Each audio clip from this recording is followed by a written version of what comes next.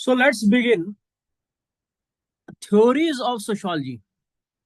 Theories of sociology. ठीक है, sociology. ठीक है, ठीक है. देखिए, जब हम थ्योरी की बात करेंगे ना, तो हम तीन मेन थ्योरीज की बात करेंगे. और जब थ्योरी होगा तो सोशियोलॉजी क्या है? सब्जेक्ट है. तो ये बताएगा कि कैसे चीजें वर्क करती है, हाउ समथिंग वर्क्स. ठीक है. तो what is sociological theory? It's a set of ideas. ठीक है, आइडियाज. ठीक है. विच claims to explain how society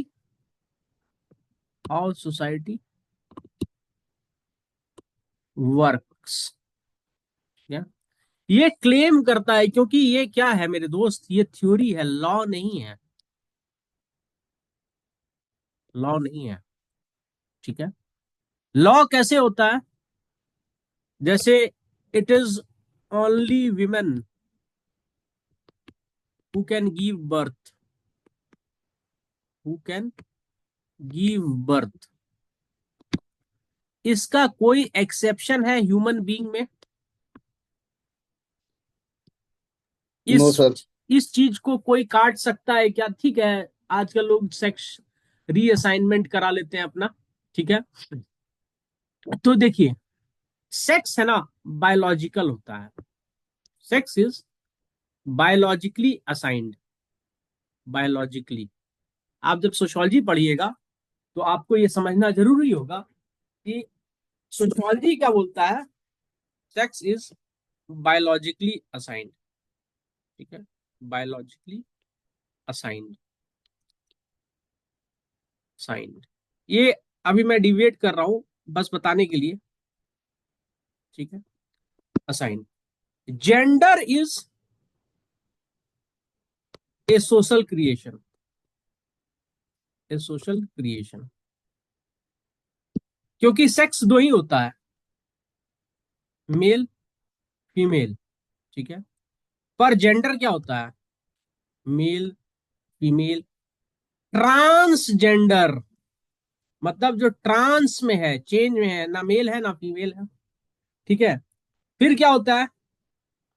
LGBT+ मतलब जितना डिस्कवर कर सकता है नया नया चीज, वो डिस्कवर करेगा. प्लस लिख दिया है कि अब आते रहेगा टर्मिनोलॉजी. ठीक है, वो डिबेटेबल है. तो थ्योरीज ऑफ सोशियोलॉजी में बताता है it is A set of ideas. वो कोई लॉ नहीं देता है, वो थ्योरी है. ठीक है. Theory is a explanation of how society work. Theories can't be right all the time. ये यूनिवर्सल ट्रूथ नहीं है मेरे भाई. ट्रूथ नहीं है. ठीक है. लॉज यूनिवर्सल ट्रूथ होते हैं. ठीक है.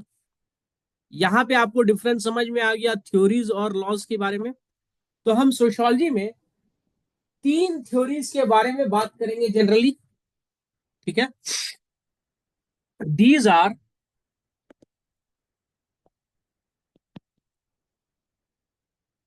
Functionalism number one. Number two, Marxism. Number three, interpretative. ठीक है. यही तीन थ्योरी है. ठीक है. बाकी जो भी है ना, इसके अंदर आएगा. ठीक है. समझ में आया?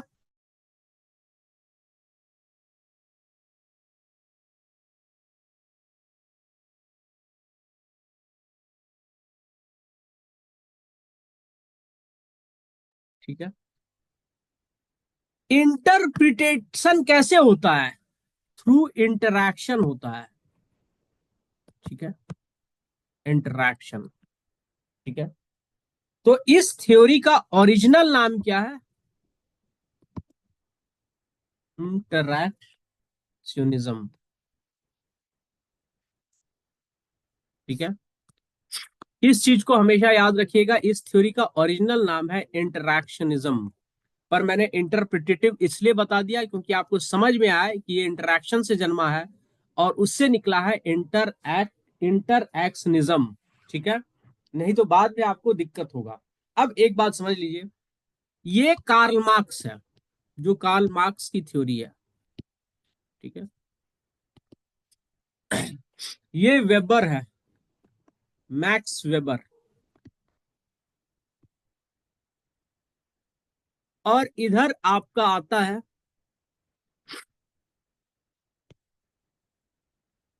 August Comte email दरखाइन। बाकी लोग भी है लेकिन ये लोग मेजर है, फाउंडिंग फादर्स हैं। ठीक है, हर्बर्ट स्पेंसर भी आपके सिलेबस में, हर्बर्ट स्पेंसर मेंशन नहीं है लेकिन हर्बर्ट स्पेंसर पढ़ना है। ठीक है, अब आपको एक बात बता दें कि ये जो थ्योरी है फंक्शनलिज्म, इसका भी कुछ ना कुछ आपका बेस होगा, मार्क्सिज्म का भी कुछ ना कुछ बेस होगा, इंटरप्रिटेटिव या इंटरैक्शनिज्म का भी कुछ बेस होगा। ठीक है, जिसके आधार पर वो कुछ बातें कह रहा है। ठीक है, यहां तक समझ में आया आपको? Yes sir. देखिए, एक बात हमेशा याद रखिएगा कि आपको एग्जामिनेशन में जो मैक्सिमम मार्क्स दिखलाएगा ना, मैक्सिमम मार्क्स, अभी आपके सामने है वो शख्स, उसका नाम है मैक्स, मैक्सिमम मार्क्स।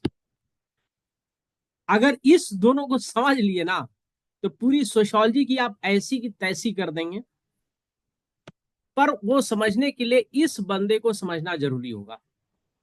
ठीक है, मैक्सिमम मार्क्स, यही दो आदमी दिखलाएगा आपको। ठीक है, क्योंकि ये आप इजिली समझ लोगे। ठीक है, इसको इजिली इंटरप्रेट करना आपके थोड़ा सा चैलेंज आएगा, थोड़ा सा। ठीक है, लेकिन आज तक ये बंदा कभी भी रॉन्ग प्रूव नहीं हुआ है, मैक्स वेबर। ठीक है, तो मैक्स वेबर जो है वो आज तक रॉन्ग प्रूव नहीं हुआ है, जितनी भी थ्योरी दी है। क्यों सारे थ्योरी में वो गलत प्रूव नहीं हुआ?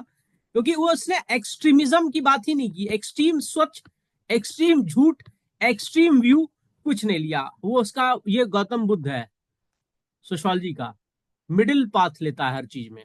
ठीक है, तो यहां तक आपको समझ में आ गया है, तो फंक्शनलिज्म स्टार्ट करते हैं लेके प्रभु का नाम।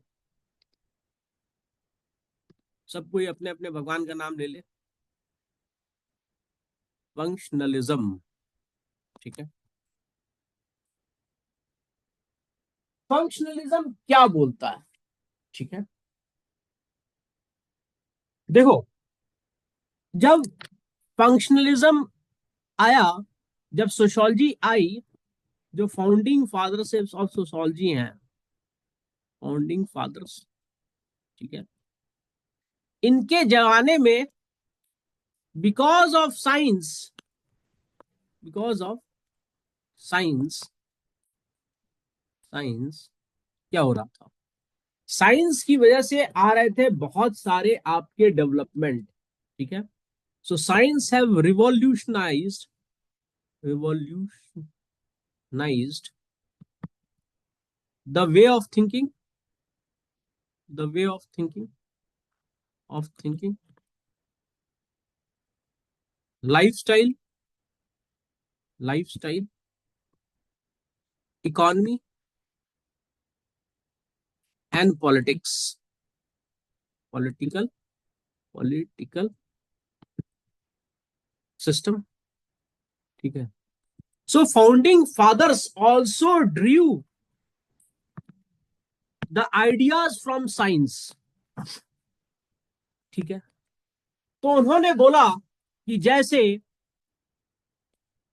सोसाइटी एक कॉम्प्लेक्स सेट ऑफ यूनिट है, कॉम्प्लेक्स सेट ऑफ यूनिट है, इसमें बहुत सारा पार्ट होगा सोसाइटी में।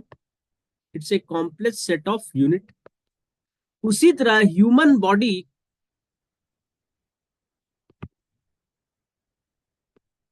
भी कॉम्प्लेक्स सेट ऑफ यूनिट है, ठीक है। पर अगर हम ह्यूमन बॉडी को चीर फाड़ करें, ठीक है, if we dissect dissect the human body and we see heart, HEART, heart, ठीक है, आईज, नोज इंडिपेंडेंटली, तो कैन वी मेक सेंस कि इसका रोल क्या है ह्यूमन बॉडी में? नहीं। इंडिपेंडेंटली हम देखेंगे तो हमको लगेगा तो साला ब्लड पंप कर रहा है, ये देख रहा है, ये स्मेल कर रहा है, सांस ले रहा है। पर इन तीनों को अगर हम साथ में को रिलेट करें तो हमको पता चलेगा नहीं, they are performing a function.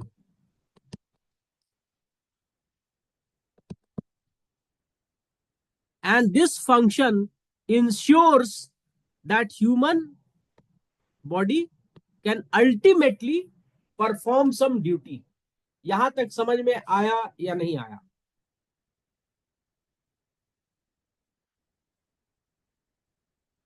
आवाज आ रही है ना?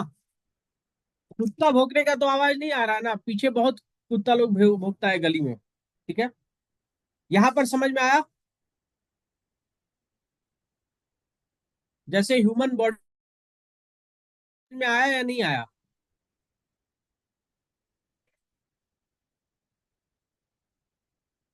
सब सो गया क्या सुबह?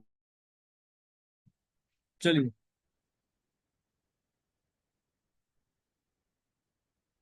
तो ये लोग क्या बोला कि ह्यूमन बॉडी से कंपेयर किया और बोला कि हर चीज एक फंक्शन का रोल प्ले कर रहा है। तो ह्यूमन बॉडी,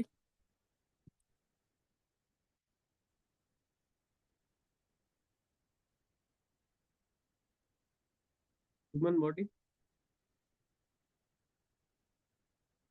ठीक है, every part of human body is performing some function. Every part of human body is performing some function, ठीक है। When it is performing some function, that means everything in human body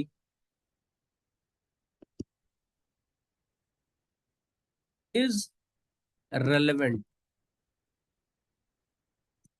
है या नहीं है? It's relevant, ठीक है। Everything in human body is relevant, ठीक है। Everything in human body is relevant, ठीक है। एक जमाना था जब हम सबके पूर्वज को, our ancestor had tail, tail था या नहीं था? ह्यूमन बींग था, ठीक है। ये ह्यूमन बींग है, ठीक है। इसका हाथ है, इसका पैर है। एक जमाना था कि इसका टेल भी था, ठीक है। तब ये कहाँ रहता था? ट्री में। फिर ये क्या हुआ? एप बना। फिर ये क्या बना? नियरथेड्रल जो भी है, होमोसेपियंस, होमोसेपियंस, ठीक है। जब होमोसेपियंस बना तो इसका टेल गायब हो गया कि नहीं हो गया? ठीक है, इसका टेल गायब हो गया। टेल इसलिए गायब हो गया क्योंकि टेल का कोई रोल नहीं रहा इसके बॉडी में। अब ये ट्री पे तो नहीं चढ़ता है, हीरो हीरोइन चढ़ता है गाना गाते हुए, ठीक है, सिनेमा में।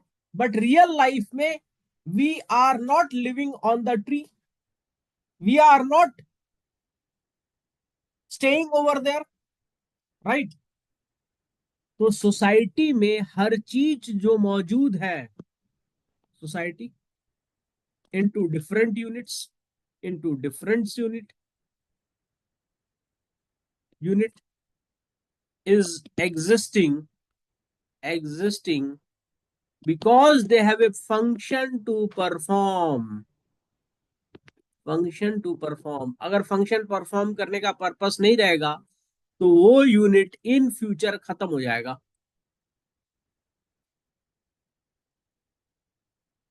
ठीक है, वो यूनिट इन फ्यूचर खत्म हो जाएगा।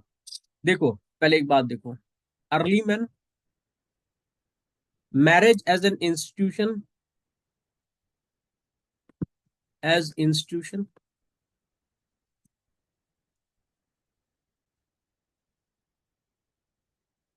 पॉलीगैमस मैरिज, फिर आया मोनोगैमस मैरिज,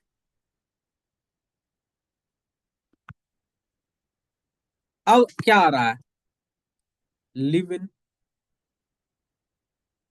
नॉर्मल मैरिज जो आता चला आ रहा है, open marriage.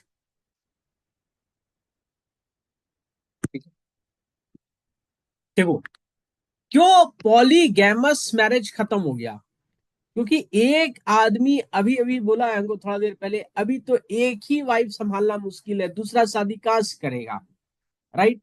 That means polygamous marriage में इतना बड़ा फैमिली को सस्टेन करना नॉट पॉसिबल। ठीक है, तभी लोगों के पास क्या होता था, 8-10 पहाड़ हो गया, झरना हो गया, नदी हो गया, सब उसके अंदर में आता था, उसके टेरिटरी में। ठीक है, तो यहां पर इस टेरिटरी में अगर उसको सरवाइव करना है तो he needs to have more number of young ones, more number of sons, ठीक है, मोर नंबर ऑफ चिल्ड्रन। तो इसीलिए पॉलीगैमस मैरिज होता था। ठीक है, बाद में क्या हुआ, women were totally dependent on male at that point of time. Later on इसका भी इकोनॉमिक एम्पावरमेंट हुआ, तो इसने बोला कि नहीं मुझे तो ऐसा हस्बैंड चाहिए जो मेरे ऊपर ध्यान दे सिर्फ। ठीक है, मोनोगैमस रिलेशनशिप आया। ठीक है, अब लिव इन का कंसेप्ट आ रहा है, क्यों, मैरिज को सस्टेन करने के लिए रोल क्या है, मेल का एज ए प्रोवाइडर, फीमेल का as a care giver, but now female is also working and she is under so much of stress. तो पहले आपका मोनोगैमस रिलेशनशिप या हैप्पी मैरिज को भी सोसाइटी ने बढ़ावा दिया होगा, और सोसाइटी में हर चीज का रोल है। ठीक है, इकोनॉमी जो सोसाइटी की है वो भी एक यूनिट है, इकोनॉमी। ठीक है, दूसरा पॉलिटिकल इंस्टीट्यूशन, ये भी एक यूनिट है। तो हर कोई रोल प्ले करता है। तो फॉर एग्जाम्पल हम चलते हैं इंडस्ट्रियल एज में, इंडस्ट्रियल रिवॉल्यूशन के खत्म होने के बाद, इंडस्ट्रियल रिवॉल्यूशन खत्म हो गया। ठीक है, फर्स्ट वर्ल्ड वॉर खत्म हो गया, सेकेंड वर्ल्ड वॉर खत्म हो गया, उसके बाद के दुनिया में चलते हैं। उसके बाद के दुनिया में बहुत सारे आइडियोलॉजीज आए, पैसा सबका लूट गया था। तो जो कैपिटलिस्ट सोसाइटी है वो क्या एक्सपेक्ट करता था, man should work, should work, ठीक है, and they should work for 8 to 12 hours. ठीक है, और 8 to 12 आवर्स वर्क करने के बाद वो क्या होना चाहिए, वो कैपिटलिस्ट से फ्रस्ट्रेटेड होगा कि नहीं होगा। ठीक है, 12-12 घंटा काम कर रहे हैं, संडे को छुट्टी मिल रही है, उसमें भी क्या कर रहे हैं, कपड़ा धो रहे हैं, right. Just give me a moment.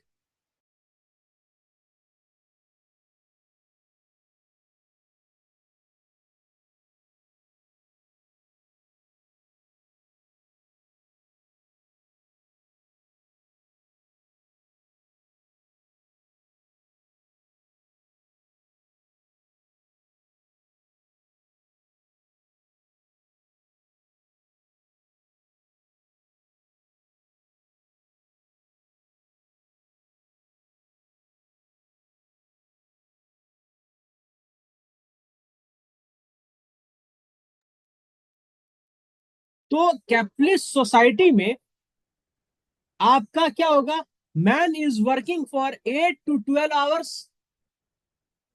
ठीक है, जब मैन 8 to 12 आवर्स वर्क कर रहा है तो उसके लेबर को कौन अप्रोप्रिएट कर रहा है, लेबर का फायदा कौन उठा रहा है, कैपिटलिस्ट, फ्रॉम प्रॉफिट मेकिंग। ठीक है, कैपिटलिस्ट फ्रॉम प्रॉफिट मेकिंग उसका फायदा उठा रहा। तो मैन को over a period of time गुस्सा आएगा कि नहीं आएगा कि हम इतना इतना घंटा काम करते हैं पर आप मजा लेते हैं, आप प्रॉफिट लेते हैं। तो कैपिटलिस्ट भी है ना, किसी एडवर्टाइजमेंट, सोशल, उस समय का मीडिया, उस समय का सोशल वर्कर्स को यूज करेगा और प्रोपोगेट करेगा कि role of women is to give happiness to her husband. Role of women is to give happiness to her husband, take care of him।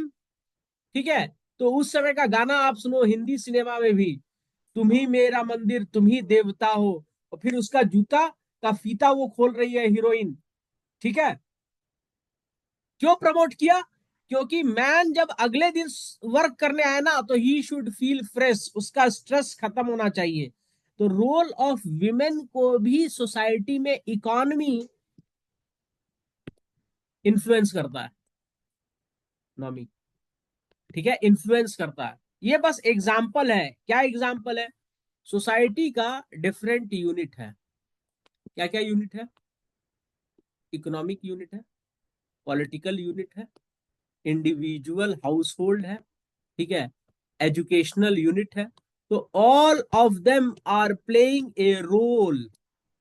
ठीक है, अगर इसमें से कोई भी डिसफंक्शन, ऑब्सलीट, ऑब्सलीट मतलब अब उसका कोई यूज नहीं रहा, तो वो यूनिट खत्म हो जाएगा सोसाइटी से। ठीक है, तो यही फंक्शनलिज्म कहता है कि जैसे ह्यूमन बीइंग के शरीर में टेल का कोई जरूरत नहीं था तो टेल खत्म हो गया, उसी तरह सोसाइटी में जितना यूनिट है they must perform a function. As long as they are performing a function they will remain a part of society. यहां तक समझ में आया या नहीं आया?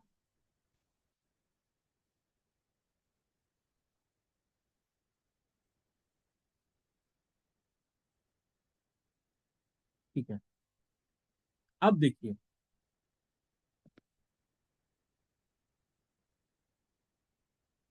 Functionalism.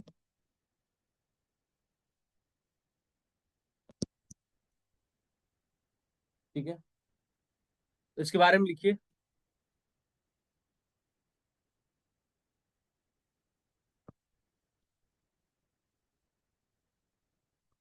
As parts of organism, organism, जैसे ह्यूमन बींग का आपको एग्जांपल दिया सो उसी तरह organism must be seen in term, must be scene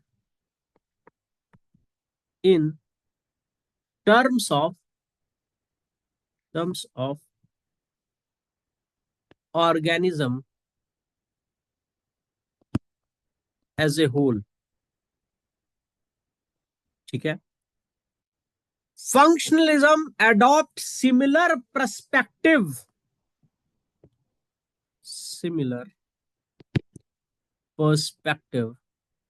ये लिखते चलो, जो जो मैं बोल रहा हूं मुझे खुद याद नहीं रहेगा कि मैंने किस उसमें बोला है। Similar perspective that that the various parts of society, various parts of society are seen to be interconnected, are seen to be inter, क्या बोला मैंने, इंटरकनेक्टेड, इंटर रिलेटेड। ठीक है, ज्यादा बेहतर है, inter related and taken together, and taken together. ठीक है, they form a complete system, form a complete system. इस वर्ड को याद रखिएगा। मैं कार्ल मार्क्स के समय भी इस चीज को याद करूंगा और बताऊंगा कि दोनों में एक सिमिलैरिटी आ जाती है। They form a complete system. ठीक है। In order to understand, in order to understand, इसके बाद लिखिए आप लोग, in order to understand,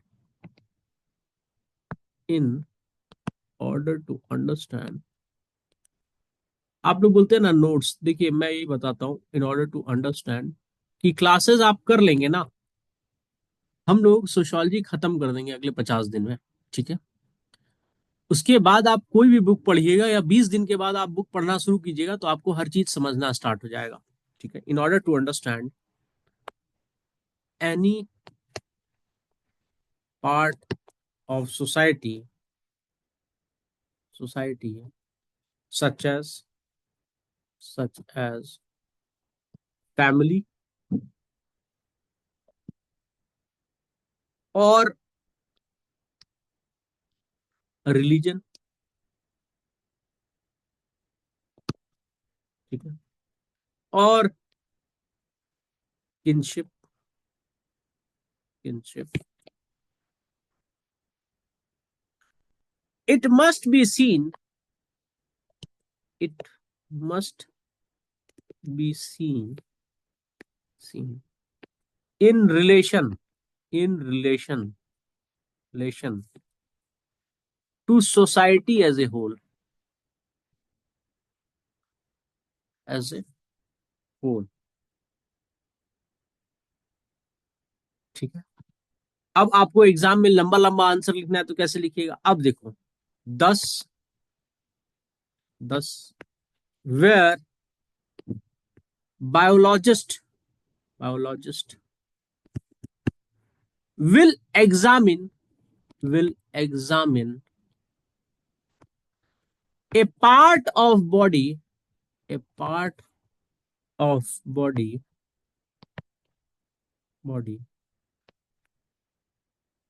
such as the heart in terms of contribution, in terms of contribution of contribution contribution to the maintenance of, to the maintenance of maintenance of the human organism, organism। ठीक है। the functionalist, the functionalist will examine a part of society, a part of society such as marriage, such as marriage, marriage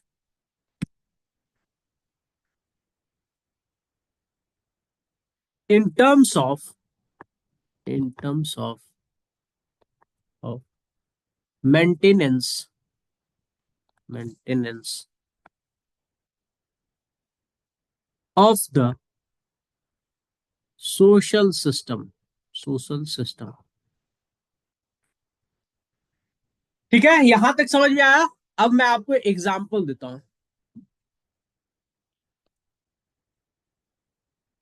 family कैसे जन्म लिया, marriage, marriage, इससे क्या हुआ, next generation, next generation क्या role play कर रहा है, next human resource, human resource for what, to keep the economy going, going. दूसरा, taking care, care of the older generation, older generation. हम लोग के माँ बाप क्या बोलते हैं कि शादी कर लो, बुढ़ापा में जरूरत पड़ेगा। मतलब बूढ़ा हम कब होंगे? 90 साल में। ठीक है, और शादी कब करवा रहा है? 25 से 30 साल में करवा रहा है। इस बुढ़ापा का 10 साल काटने के लिए जिंदगी का पूरा 60 साल डेडिकेट करवा रहा है मैरिज एज एन इंस्टीट्यूशन। क्यों करवा रहा है? क्योंकि आप अगले जनरेशन को भी तो प्रिपेयर करोगे, और जब अगला जनरेशन प्रिपेयर होगा तो वो सोसाइटी को ही ह्यूमन रिसोर्स प्रोवाइड करेगा ना। तो सोसाइटी सिर्फ माँ बाप नहीं, सोसाइटी भी किसी को भी देखता है वो 40 के आसपास है या मिड 30s में है, तो क्या बोलता है? शादी कब कर रहा है? कब करेगा? शादी नहीं करेगा क्या?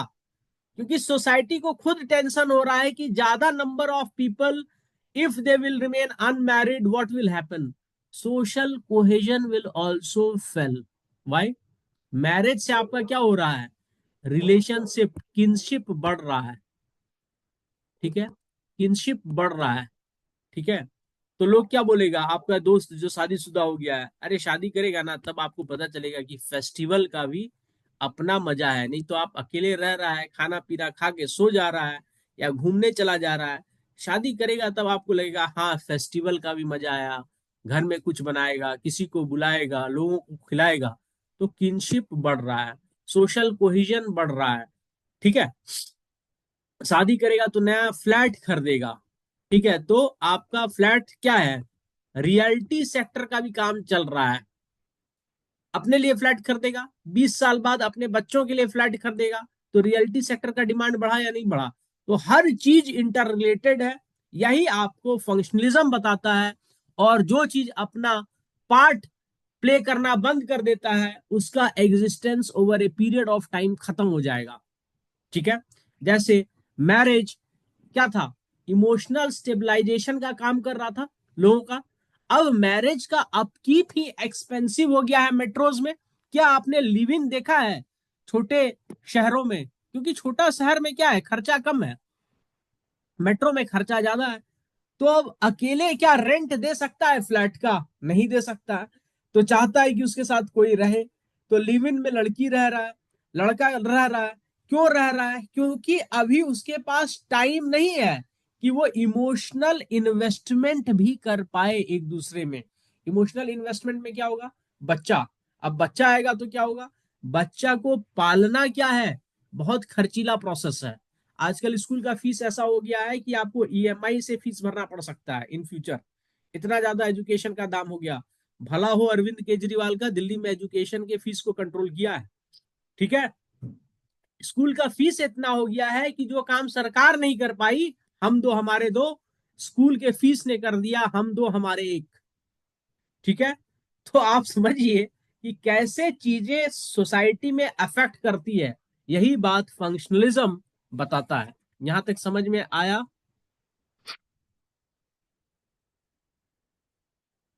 ठीक है, अब जब फंक्शनलिज्म सिस्टम की बात कर दिया, ठीक है, फंक्शनलिज्म सिस्टम की बात कर दिया, तो फंक्शनलिज्म एक और चीज बता रहा है। देखिए, फंक्शनलिज्म क्या बोला? सोसाइटी सिस्टम है। सोसाइटी क्या है? एक सिस्टम है। ठीक है, सिस्टम है तो सिस्टम का क्या होगा? स्ट्रक्चर होगा। ठीक है, दैट मीन्स सोसाइटी में हर चीज स्ट्रक्चर्ड है। तो social relationship are are are social relationship relationship are are क्या है? Well defined. ठीक है, वेल डिफाइंड है। हर जहां एक वेल डिफाइंड सोशल रिलेशनशिप है तो वो एक पैटर्न है। पैटर्न है ना जी। हर सोसाइटी में औरत और मर्द साथ में रहता है और एक नया जनरेशन को जन्म देता है तो वो पैटर्न है, तो उसको कहते हैं pattern. Social relationship is pattern. ठीक है, एंड रिकरेंट हर सोसाइटी में दिखता है। हर जनरेशन के बाद दूसरे जनरेशन में दिखता है। रिकरेंट, रिकरेंट का मतलब क्या होता है? रिपीटेटिव। ठीक है, ठीक है, ये पैटर्न है और रिकरेंट है। हम आपको क्या बोले थे, आपको बताए थे ना कि वैल्यूज और नॉर्म्स होते हैं सोसाइटी में। ठीक है, तो जब आपका वैल्यू सिस्टम होगा तभी तो वो सस्टेन करेगा सोशल रिलेशनशिप को लॉन्गर पीरियड ऑफ टाइम। तो values provide provide guidelines, guidelines, guidelines, ठीक है, in the form of norms, norms, norm, ठीक है, ठीक है, नॉर्म्स, ठीक है। अब हम बाहर से देखेगा इस सोसाइटी को, ठीक है, इस सोसाइटी को हम बाहर से देखेगा तो हम क्या समझेगा कि हर सोशल रिलेशनशिप में एक नॉर्म है। ठीक है, तो हम कहेंगे every society has a normative behaviour,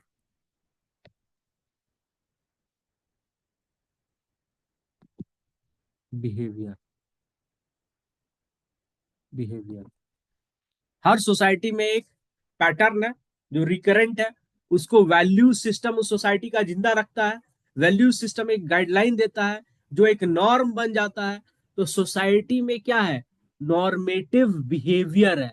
तो society is nothing but A sum total of normative behaviour. Society is nothing but a sum total of normative behavior,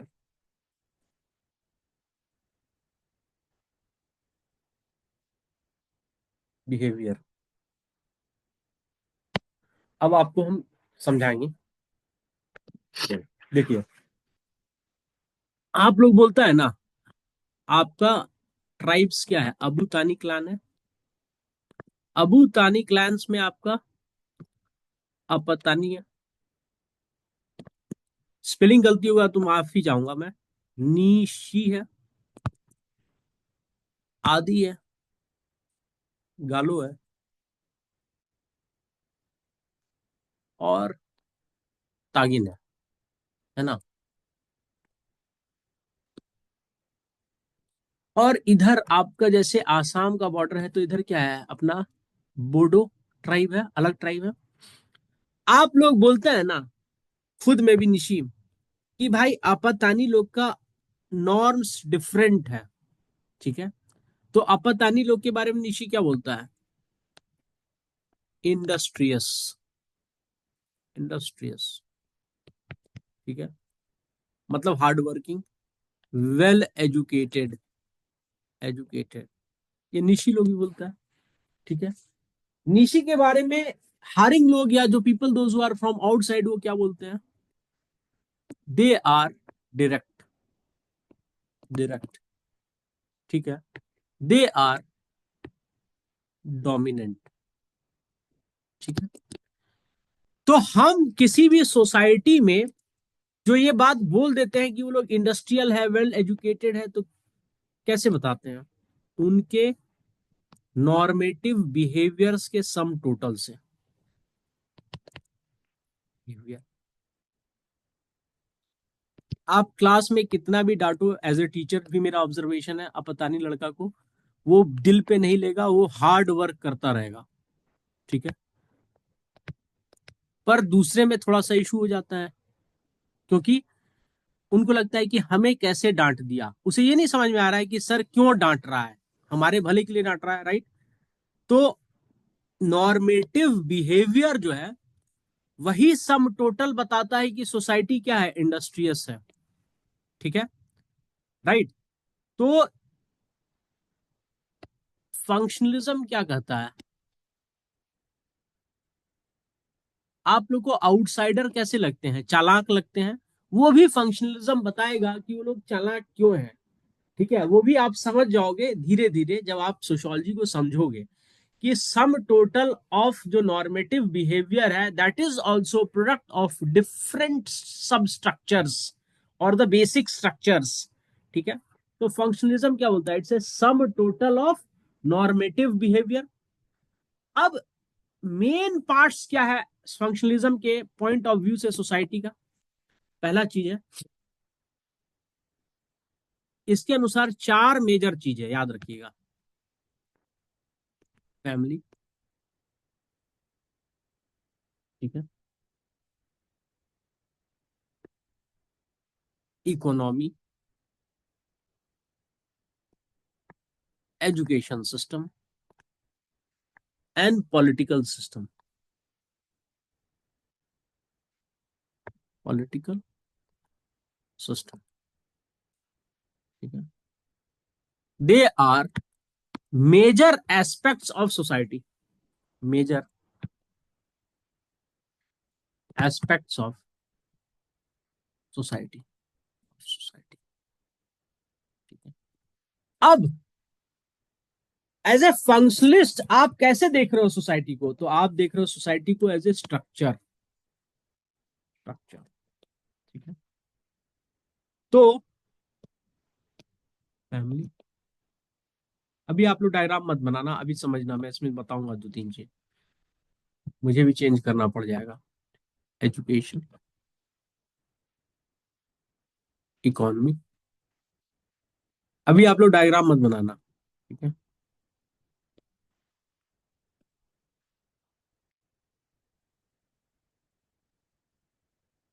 political system, क्या? देखो, जब हम सोसाइटी को देख रहे हैं तो हम मान के चल रहे हैं ना, सोसाइटी में डिफरेंट यूनिट्स है। तो डिफरेंट यूनिट्स ह्यूमन बॉडी के तरह है, तो दे आर इंटरकनेक्टेड, ठीक है। इंटरकनेक्टेड पार्ट से बना हुआ है सोसाइटी। अब एक बात बताओ, अगर इसमें से कोई पार्ट में चेंजेस आया तो वो चेंज क्या रिफ्लेक्ट नहीं होगा डिफरेंट पार्ट्स में? होना चाहिए ना, क्योंकि ये इंटरकनेक्टेड है और क्या है, इंटरएक्टिव भी है मेरे भाई। They are just not interconnected but also interactive, ठीक है। तो अगर एक में चेंज आया, जो कि मैंने येलो लाइन से बनाया है, तो दूसरे में भी सब्सिक्वेंट चेंज आएगा।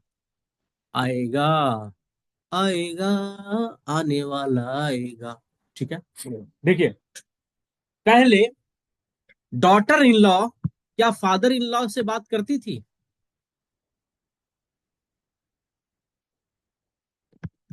इन लॉ या फादर इन लॉ से बात करती थी? नहीं करती थी ना। We are not talking directly to each other. But today, as the society is becoming more nuclear, father-in-law is dependent on daughter-in-law for his health need। बेटा चला गया बाहर काम करने, वाइफ का तबियत खराब है या वाइफ भी अब नहीं रही, और बच्चे चले गए स्कूल, तो बोलेगा ना कि बेटा आप मेरा मेडिसिन दे दो, मुझे चाय दे दो, खाना दे दो, राइट? तो क्या हुआ? बहू नहीं, मेरी बेटी है। क्यों बेटी है? क्योंकि बेटा तुमको अब बहू का बेटी के रूप में जरूरत पड़ रहा है, ठीक है। इसलिए बहू नहीं, बेटी है, क्योंकि उनको जरूरत पड़ रहा है ना अब बेटी के रूप में, ठीक है। तो सोसाइटी में हर पार्ट इंटरकनेक्टेड है, और जब एक पार्ट में चेंज होगा तो दूसरे पार्ट में भी चेंज होगा, और वो चेंज किसमें दिखेगा? बिहेवियर में। और बिहेवियर में मतलब नॉर्मेटिव, नॉर्म्स में। नॉर्म्स में मतलब नॉर्मेटिव बिहेवियर में। एंड नॉर्मेटिव बिहेवियर क्या है? इसका सम टोटल सोसाइटी है। Sum total is society. तो एक जहां चेंज हुआ तो सोसाइटी में चेंज हुआ या नहीं हुआ? सोसाइटी में चेंज हुआ ना मेरे भाई, ठीक है।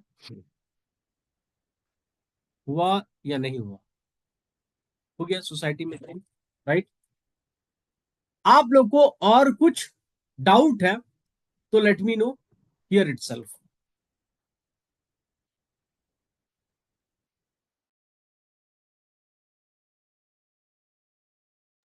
आप लोग टाइप कर सकते हैं, क्योंकि रिकॉर्डिंग जाता है तो आप लोग को इशू हो सकता है, तो टाइप कर।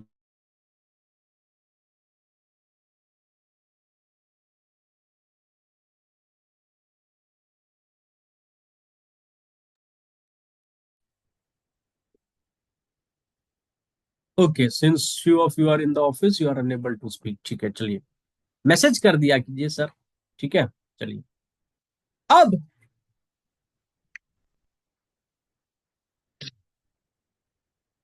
फंक्शनलिज्म जो है वो सोसाइटी को डिफरेंट पार्ट्स में देख रहा है, and each part of them are interactive. ठीक है, तो सोसाइटी को समझने के लिए फंक्शनलिज्म कुछ बेसिक चीजों को डिटरमाइन करता है। ठीक है, तो पहला चीज है कि सोसाइटी का सर्टेन पार्ट्स जो है ना, they must be providing some basic requirement of the society in order to survive. पहला चीज है parts of society, parts of society, society और unit of society, units of society, different units of society must be must be must be must be providing providing providing some basic some basic needs of the society, of the society society, otherwise it won't survive, otherwise otherwise it won't survive,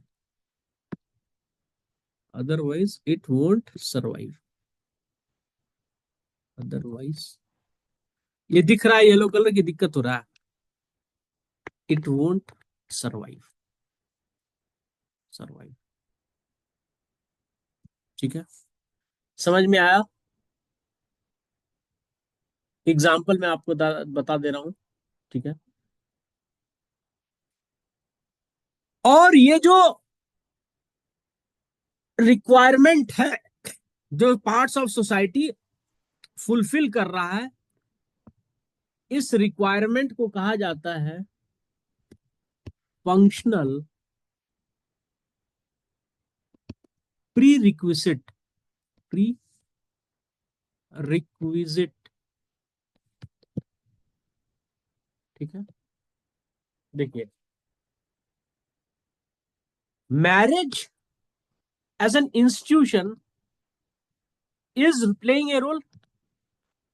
मैंने आपको बोला next generation को जन्म देता है, लेकिन marriage next generation का छोड़ दीजिए, मेल और फीमेल दोनों को इमोशनल एंड फिजिकल जो डिजायर या नीड है उसको फुलफिल करता है कि नहीं करता है? Every human being has one desire, to be loved, to be loved.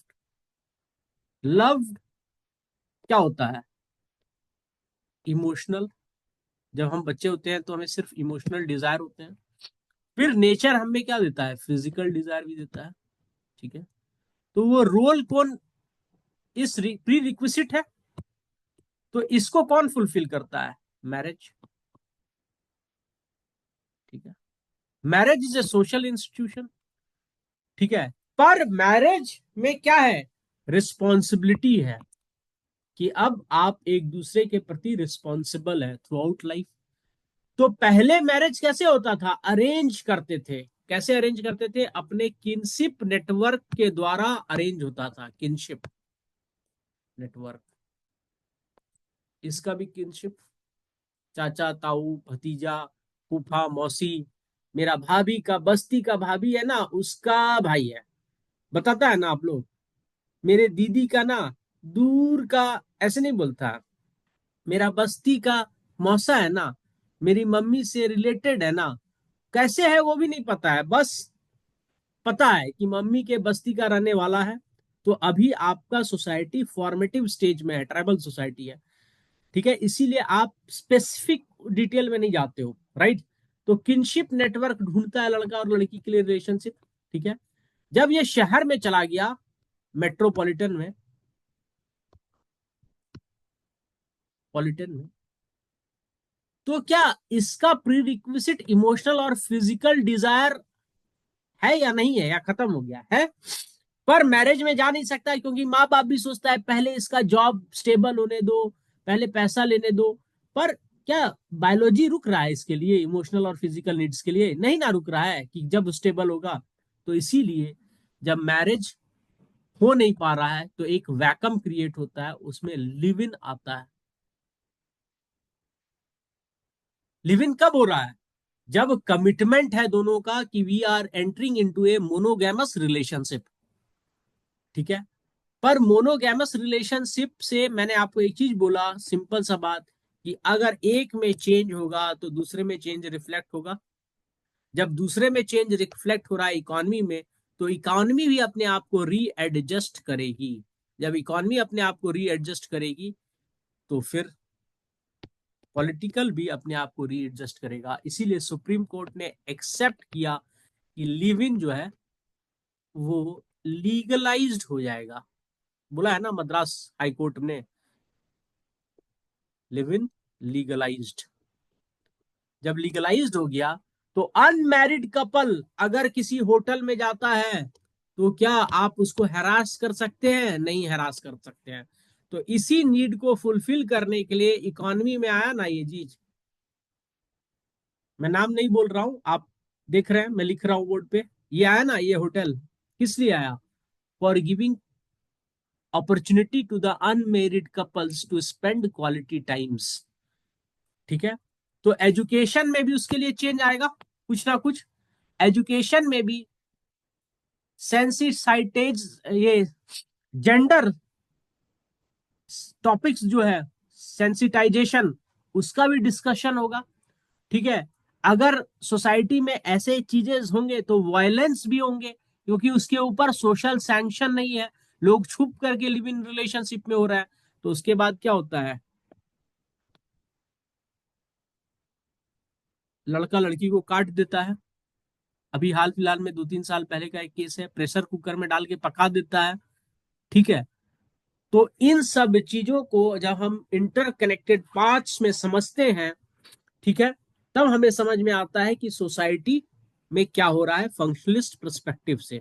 तो फंक्शनलिस्ट का पहला क्या है कि सोसाइटी में कोई भी चीज है तो उसका नीड होगा, अदरवाइज वो चीज सोसाइटी में एग्जिस्ट नहीं करेगा। समझ में आया या नहीं आया?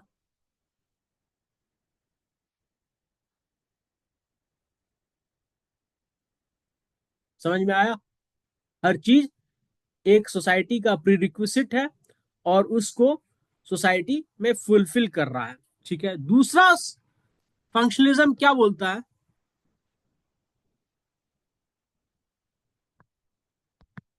सोसाइटी इज अ सिस्टम,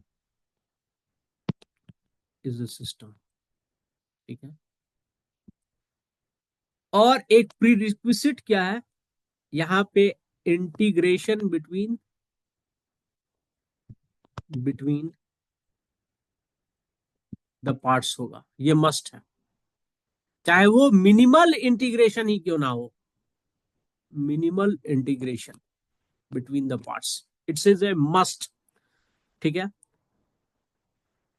अब जो ये इंटीग्रेशन हुआ है सोसाइटी में, तो इसको क्या हुआ होगा? इसको अग्रीमेंट मिला होगा by the members of the society. It must B agreed, agreed by the members of the society, of the society.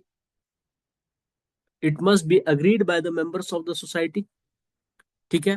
जब अग्रीमेंट हुआ होगा तो किस बात पर हुआ होगा? सबके वैल्यूज के आधार पर एग्रीमेंट हुआ होगा। ठीक है। वैल्यूज के आधार पर एग्रीमेंट हुआ होगा। तो that thing must be based on value consensus, consensus. ठीक है।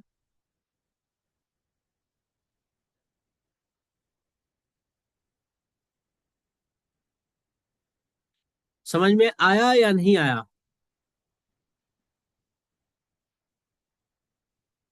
अब देखो, एक बात देखो।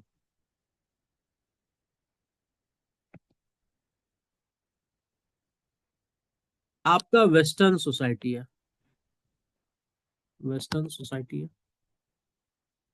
यहां पर क्या होता है, आपका इंडस्ट्रियलाइजेशन होता है, जेशन होता है। इंडस्ट्रियलाइजेशन से क्या होता है, मास प्रोडक्शन होता है। मास प्रोडक्शन जब भी चीजों का होगा तो कंजम्पशन भी ज्यादा होना चाहिए ना, तभी तो मास प्रोडक्शन हो पाएगा। तो जब कंजम्पशन ज्यादा होगा तो सोसाइटी में हर चीज को कंज्यूम करने का प्रैक्टिस होगा, तो मटेरियलिज्म भी होगा। जब मटेरियलिज्म होगा तो materialism should be agreed by the every person in the society, must be based on the values of the society। तो वेस्टर्न सोसाइटी में वैल्यू कंसेसनेस, कंसेंसस, कंसेंसस है ना मटेरियलिज्म को लेकर के। क्या है मटेरियलिज्म, यूज करना है। आप आज से पहले कभी मुझे बताओ कि इंडिया में एप्पल का कोई चीज लॉन्च होगा तो क्या रात से ही वहां पे भीड़ लग जाती है कि सवेरे जब स्टोर खुलेगा तो मैं सामान खरीदूंगा? लोग क्या कहेगा, पागल है साला, बोलेगा ना।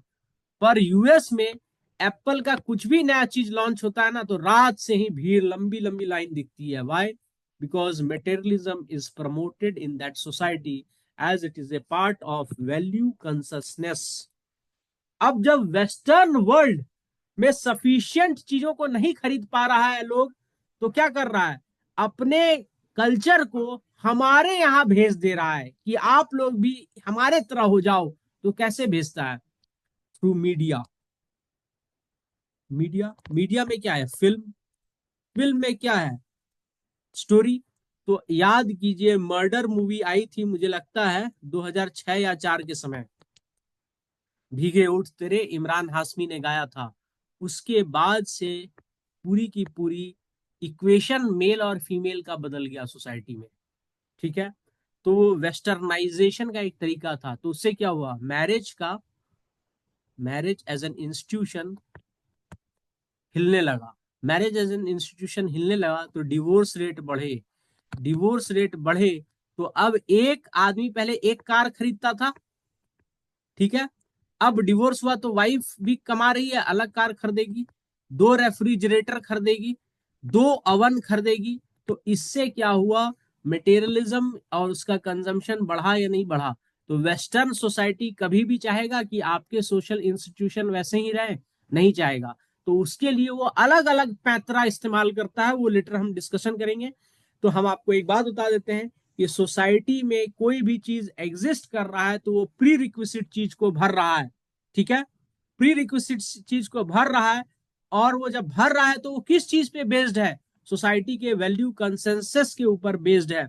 और जब वो वैल्यू कंसेंसस के ऊपर बेस्ड है तो वो हमारे नॉर्मेटिव बिहेवियर में रिफ्लेक्ट होगा। समझ में आया या नहीं आया? ठीक है, तो जब फंक्शनलिस्ट इतना कुछ बोल रहा है तो उसका मेन पर्पस क्या है? इसका पर्पस है to explain, what to explain, how social life is possible, life is possible. ठीक है, दूसरा, अगर सोसाइटी के किसी भी यूनिट में चेंज होगा तो दूसरे यूनिट में चेंज होगा। ठीक है, दूसरे यूनिट में चेंज होगा तो सोसाइटी में, सोसाइटी हमेशा है, पिरिपिचुअल है, सोसाइटी खत्म नहीं होगी। तो सोसाइटी अपने आप को री एडजस्ट करते चली जाएगी। ठीक है, अपने आप को री एडजस्ट करते चली जाएगी। तो society will always move from moment of flux to moment of stability. ये फंक्शनलिस्ट बोलता है। ठीक है, कि सोसाइटी हमेशा स्टेबिलिटी के तरफ बढ़ेगी। तो इसके लिए क्या जरूरी है, certain degree of order, certain degree of order is essential for stability. Why stability? For society to survive, to survive। ठीक है, सोसाइटी कैसे सरवाइव करेगी,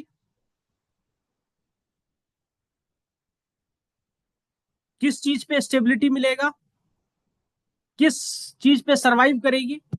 तो वैल्यूज के ऊपर सरवाइव करेगी। Values, values, society will survive because of values. तो values क्या है? इंटीग्रेट करता है सोसाइटी को। तो value consciousness is the integrating consensus, is the integrating force behind society, creating force behind society, society। ठीक है। तो वैल्यू कंसिस्टनेस ही क्या है? फाउंडेशन है। फाउंडेशन फॉर व्हाट क्या है? Society to survive. Survive. Society तब ना सर्वाइव करेगी जब हर यूनिट का कुछ ना कुछ कॉमन होगा। तो वो क्या है हर यूनिट का? There must be a common goal. Common goal जिसको अचीव करना है सोसाइटी को। ठीक है। सारे पार्ट्स के साथ मिल करके, सारे पार्ट्स को बाइंडिंग कौन कर रहा है? वैल्यू कंसेंसस, कंसेंसस बाइंड कर रहा है। So that society can achieve a common गोल। और कॉमन गोल जब अचीव करेगा तो उसके लिए कॉमन वैल्यूज चाहिए। तो वही है आपका वैल्यू कंसेंसस। तो ये क्या बोलता है फंक्शनलिस्ट? सोसाइटी जो है made up of multiple units है। These multiple units are interacting. When they are interacting, they are also integrated. They are integrated to value consciousness। तो वैल्यू consciousness के थ्रू इंटीग्रेट क्यों हो रहा है? They are fulfilling certain needs of the society. why they are fulfilling certain needs of the society? Because there is certain prerequisite demand of the society। what is this prerequisite demand? It is to achieve some common goal। Common goal. ठीक है। तो members of society tends to cooperate with each other to achieve this common goal। and what is this common goal? To be having, to have stability। Stability, society stability होगा। ठीक है। Society में stability चाहिए। Stability होगा तभी तो आदमी अपना इंडिविजुअल गोल अचीव करेगा। तो इसी के बारे में फंक्शनलिस्ट बताते हैं। ठीक है। तो अच्छा, आज के लिए इतना ही। ठीक है। क्योंकि मुझे मालूम है आज के बाद ज्यादा हो जाएगा। ठीक है। तो with this, I will end the class for today. But today also we'll have another class of sociology where I will talk about another theory of sociology, that is Marxism। ये हमको आपको बताना है, बड़ा लंबा क्लास चला जाएगा, इसीलिए मार्क्सिज्म भी 1-1.5 घंटा लेगा। तो आज का क्लास समाप्त करते हैं। Thank you. If any doubt let me know.